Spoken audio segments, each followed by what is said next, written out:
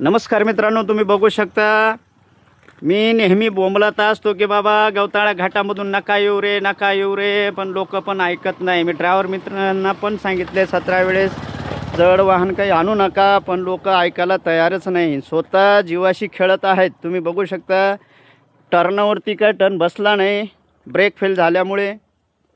बरं झालं ड्रायव्हर याने ते दरीच्या बाजूला लावून दिली गाडी, म्हणजे तेवढंच वाचली गाडी. नाही खाली गेले असतील तर खूप मोठ्या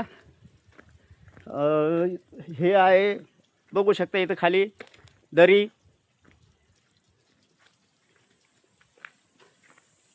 तुमच्या पाया पडतो मी दादांनो, ड्रायव्हर मित्रांनो, काही दिवस नका येऊ रे गवताळा घाटामधून. स्वतःचे हाल नका करून घेऊ. 2-3 हजारचे डिझेल वाचवण्यासाठी तुम्ही गवताळा घाटामधून येता, पण हे फार चुकीचं आहे मित्रांनो. काळजी घ्या तुमची स्वतःची पण.